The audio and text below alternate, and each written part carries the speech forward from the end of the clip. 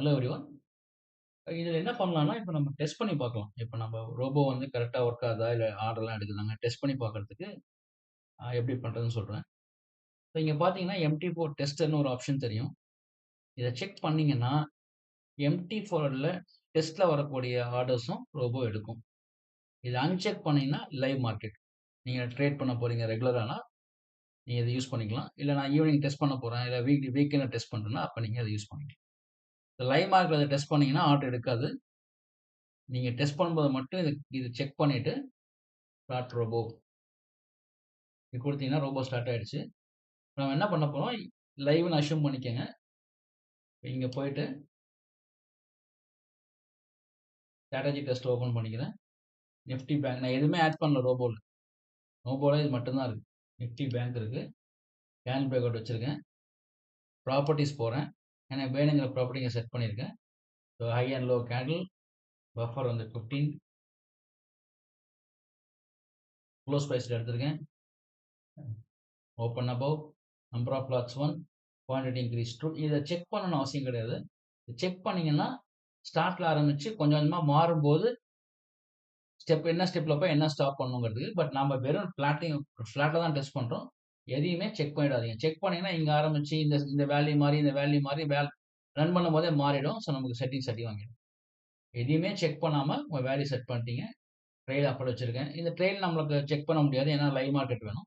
But order விழுகுதான்னு மட்டும் நம்ம check பண்ணிக்கலாம். நான் ஓகே குடுக்குறேன். இன்னைக்கு டேட் வச்சுக்கலாம். ஃப்ரம் டேட்ட விட டூ டேட் வந்து அட்வான்ஸ்டா இருக்கணும். ஃப்ரம் டூ ஒண்ணா குடுத்தீங்கன்னா ஒர்க் ஆகாது. நான் 13த் வச்சுக்கிறேன். ஸ்டார்ட். கொஞ்சம் ஃபாஸ்ட்டா ரன் பண்ணலாம். ஓகே. இப்போ இங்க வந்து மார்க் ஆயிருக்கு 9:16 கேண்டில்ல. நம்ம ரோபோல போய் எதாவது நடந்திருக்கான்னு பார்க்கலாம்.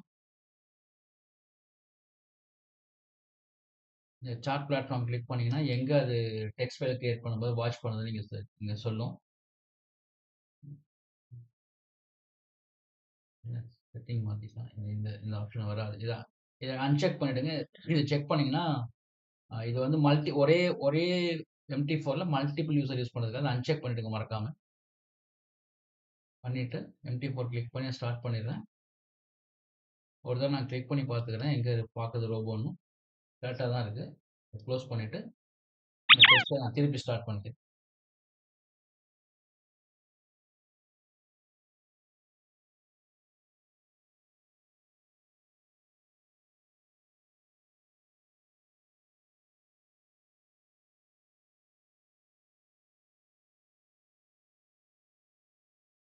மார்க் ஆயிடுச்சு இப்போ. ஆர்டர் வந்தா அது எப்படி எடுக்குதுன்னு பார்க்கலாம். ஓகே. ஸோ இந்த பாயிண்ட்ல பார்த்தீங்கன்னா, ரோபோ ஆட்டோமேட்டிக்கா ஒண்ணும் ஆர்டர் எடுக்கல. பட் இது வந்து 2 ஆட் பண்ணிடுச்சு. எத பேஸ் பண்ணி ஆட் பண்ணுச்சு? 47,400 பண்ணும்போது சிஇபி ஆட்டோமேட்டிக்கா ஆட் ஆயிடுச்சு. இது நீங்க செட் பண்ணது இல்ல. இண்டிகேட்டர்லயும் செட் ஆகுது. Per trade target 40, per trade stop loss வந்து 50. நான் குடுத்த எல்லா பாயிண்ட்டும் ட்ரெய்லிங் பாயிண்ட் 10 என்ன செட்டிங் குடுத்தனோ ஆட்டோமேட்டிக்கா வந்துட்டு. நான் ரோபோல எதுவுமே பண்ணல. அப்படியே கன்டின்யூ பண்ணலாம் இந்த ஆர்டர் வர வரைக்கும்.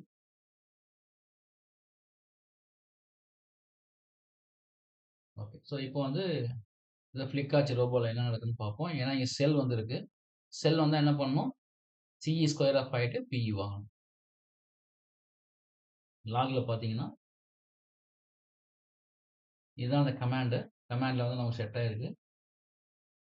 ஆர்டர் வரும்போது 47,400 சி ஸ்கொயர் ஆஃப் ஆயிருக்கு. ஏற்கனவே இருக்கா? இல்லையா? அதெல்லாம் ரோபோ பார்க்காது. ஏன்னா நான் பி எடுக்க போறேன். 47,400 சிய நீ ஸ்கொயர் ஆஃப் பண்ணுன்னு தருது. குவான்டிட்டி இருந்ததுன்னா ஸ்கொயர் ஆஃப் ஆகும். இல்லைன்னா நோ இஷ்யூஸ். ஏன்னா இங்க வந்திருக்கு error quantity already quantity is 0 cannot square off. Okay. அடுத்தது என்ன பண்ணுது? பிய வாங்க ட்ரை பண்ணுது. பி ஆர்டர் பிளேஸ் ஆயிருக்கு. ஆர்டர் ரிஜெக்ட் ஆயிருக்கு. ஏன்னா டைம் வந்து இப்போ மணி 8:30 மார்க்கெட் முடிஞ்சிருச்சு. ஸோ நம்ம ரிஜெக்ட் பண்ணியிருக்கோம். இப்போ நீங்க ஆர்டர் புக்ல போயிட்டு நெட் பொசிஷன்ஸ் கம்ப்ளீட்டட் ஆர்டர்ஸ்ல போயிட்டு ரெஃப்ரெஷ் பண்ணீங்கன்னா, நீங்க போட்ட ஆர்டர் ரிஜெக்ட் ஆயிருக்கு. எத்தன மணிக்கு போட்டீங்க? 8:32, 36:02க்கு போட்ட ஆர்டர் ரிஜெக்ட் ஆயிருக்கு. ஸோ ஆர்டர் பிளேஸ் ஆயிடுச்சு. ஸோ இங்க வந்து நீங்க ஆர்டர் விழும்போது ஆட்டோமேட்டிக்கா இங்க ஆர்டர் பிளேஸ் ஆயிடுச்சு. நம்ம திருப்பி ரன் பண்ணலாம் இத.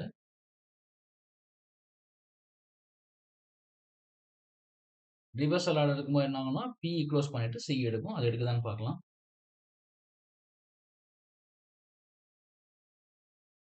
என்ன பண்ணேன், சும்மா கிளியர் பண்ணிக்கிறேன். உங்களுக்கு ஈஸியா செக் பண்றதுக்காக. கிளியர் ஆல் நீங்க லைவ்ல பண்ண வேண்டாம். நான் சும்மா இப்ப டெஸ்டிங்க்காக கிளியர் பண்ணிக்கிறேன். ஸோ பை ஆர்டர் வருதான்னு பார்க்கலாம்.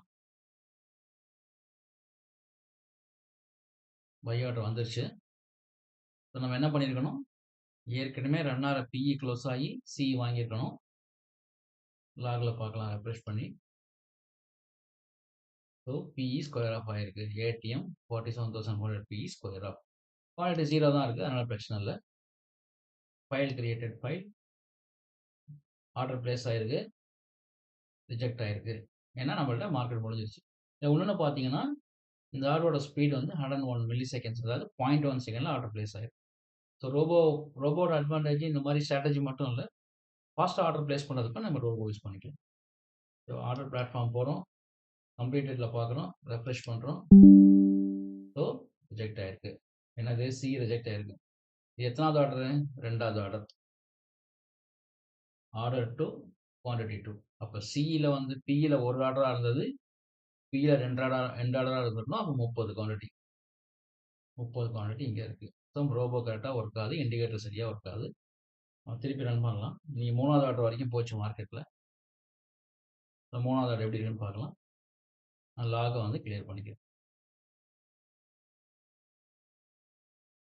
ஓகே. ஸோ அதே மாதிரி கிளிக் ஆயிருக்கு. சி ஸ்கொயர் ஆஃப் 5 பி வாங்கியிருக்கணும். 3 குவான்டிட்டி. அப்போனா 45 குவான்டிட்டி இருக்கணும் பார்க்கலாம்.